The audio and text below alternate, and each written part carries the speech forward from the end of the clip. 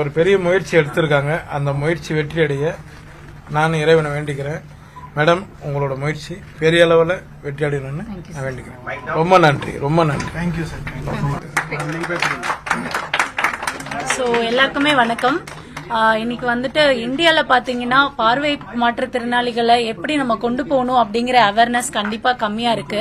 இதுவே வெளிநாடுகளில் தங்களை தாங்களே பார்த்துக்கிற அளவுக்கு இன்னைக்கு நிறைய வந்துருச்சு. அது மாதிரி நிறைய பேரை கொண்டு வரணும் அப்படிங்கிற ஒரு நோக்கத்தில் ஆரம்பிச்சது தான் பாத Nivarana. So Pada Nivarana foot reflexology specially visually challenge அவங்க இந்த தெரப்பி படிச்சுட்டு இதை சரியான ஒரு சர்டிபிகேட் வச்சு இது அவங்கள நம்ம மக்களுக்காக இந்த ரிலாக்ஸேஷன் தெரப்பியை கொடுக்குறாங்க. ஸோ இந்த தெரப்பி பாத்தீங்கன்னா இன்னைக்கு 10 பேர் எங்க கிட்ட ஒர்க் பண்றாங்க.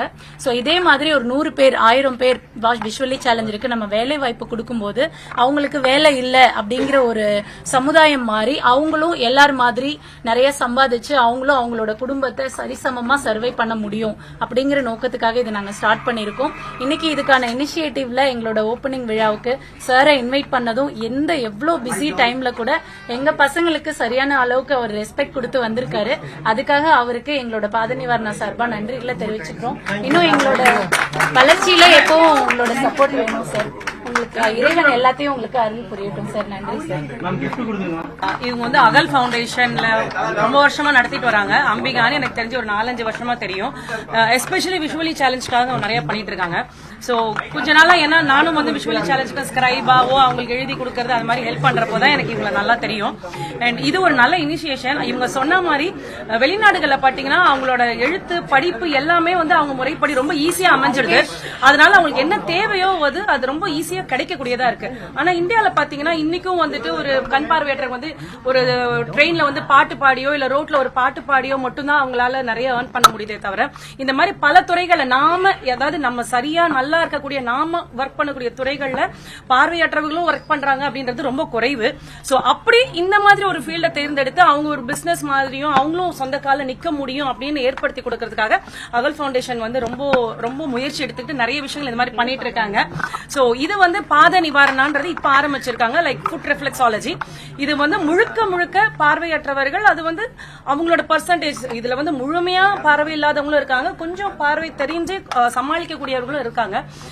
கண் பார்வையற்று வேலை செய்யும் பொழுது ரத்த நாளங்கள்ல இருந்து ரொம்ப பிரஷரா அவங்களுக்கு இருக்கும், ரொம்ப கஷ்டமா இருக்கும். சோ அதை மீறி அவங்க வேலை செய்யறாங்கன்ற போது அவங்களை ஊக்குவிக்க வேண்டியது நம்மளோட கடமை.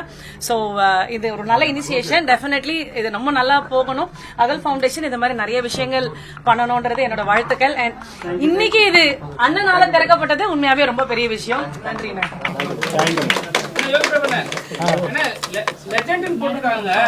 இது நல்லபடியா வேற ஒரு இது நாங்க வச்ச பேரு சார். பாத நிவாரணா நாங்களே வெச்சிட்டோம் சார். பாத நிவாரணப்பா எங்கிருந்து போற கொளத்தூரா? ஓகே, நன்றிப்பா. தேங்க்யூ.